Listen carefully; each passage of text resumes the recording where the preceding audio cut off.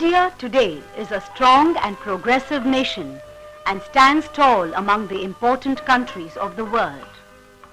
Does the modern generation know how this has been achieved from a state of servility? The story of India's struggle from servitude to magnitude is replete with the sacrifices of our brave and patriotic leaders. The year 1857 is inscribed in golden letters on the pages of Indian history. The British misrule was evident everywhere, with poverty, sickness and death. Their atrocities and injustice were on the increase, and when the people could bear it no more, a revolution was born.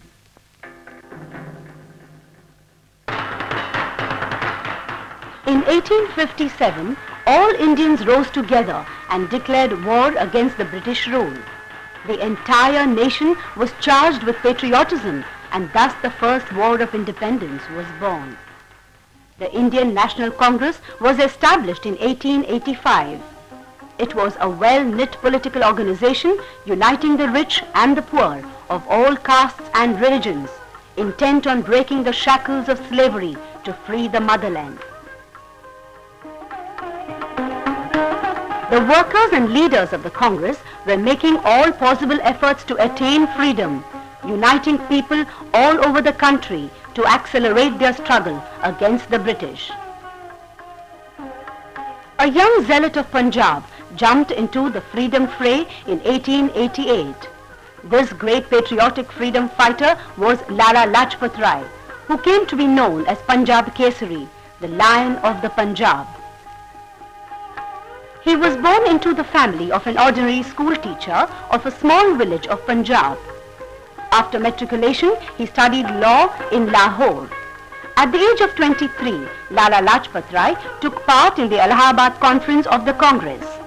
Certain incidents and circumstances brought him under the influence of Tilak, and he joined the Garam Dal, or the hardliners. He vehemently criticized Lord Curzon over the division of Bengal. Lajpat Rai organized rallies in and around Punjab and spoke strongly against the British. Lala Lajpat Rai and Gopal Krishna Gokhale were sent to England by the Congress in 1905, where they strongly opposed the partition of Bengal. Internal conflicts were brewing within the Congress. Finally, 1907 saw the final split because of the diversity of viewpoints. The British exploited this situation. For 10 to 12 years after 1908, Lala Lajpat Rai visited many countries and spoke to the people of those countries about the repression and flagrancy of the British. During this period, he wrote 2 books, namely Young India and The Story of My Deportation, along with many other revolutionary articles. In America, Lala Lajpat Rai established the concept of Home Rule. Revolt against the British was spreading all over India. People were demanding better political and economic rights. In Maharashtra, the rebellious articles of Bal Gangadhar Tilak in Kesari and Maratha and his inflammatory speeches against the foreign rule were awakening the ignorant masses. By now, Tilak had gained individual recognition throughout India. People trusted and respected him. They affectionately called him Lokmanya. During the plague epidemic in Maharashtra, he visited the people and challenged the policies of the British. He was jailed many times.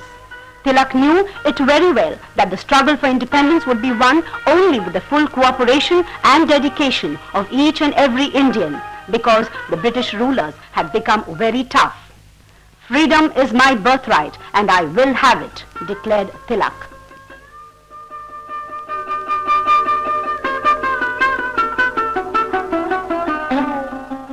Tilak accepted Indian and boycotted foreign goods. He believed in attaining independence through the revolutionary concept of national education. The division of Bengal further inflamed the revolt. Tilak described it as unfortunate and openly opposed the British policies. He organized Shivaji Jayanti and Ganesh festivals all over India and successfully united all the countrymen against the British. In 1908, the British imprisoned Tilak for 6 years in the Mandalay jail of Burma. From the jail, he came back to India with undiminished revolutionary ideas, reasonings and speeches. Along with Annie Besant, he launched the Home Rule movement.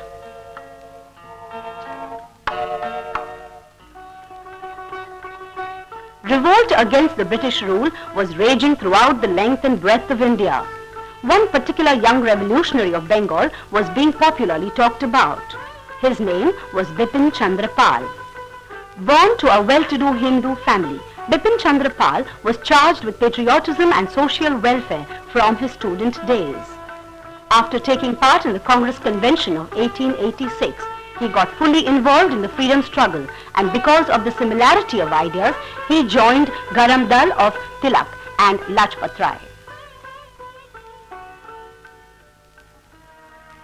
India's freedom struggle took a very decisive turn due to the partition of Bengal. Lajpat Rai, Lokmanya Tilak and Bipin Chandra Pal got an opportunity to work together towards Swadeshi and self-rule.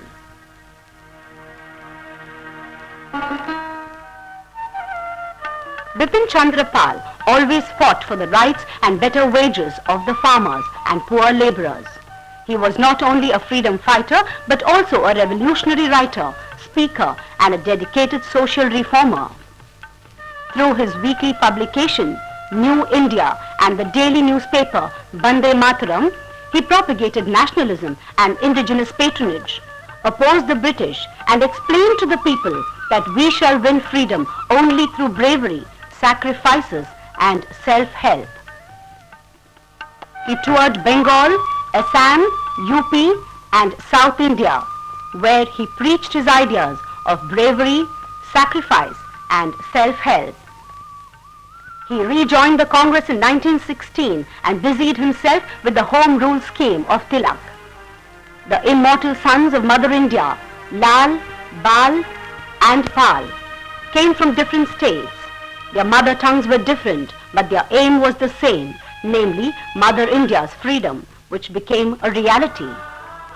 It is sad indeed that they did not live to see the fruit of their labor. Today, we are free and happy. For this freedom and happiness, we must live in perfect harmony, casting aside the dogmas of caste, religion, and language. This would be a fitting tribute to these dedicated freedom fighters.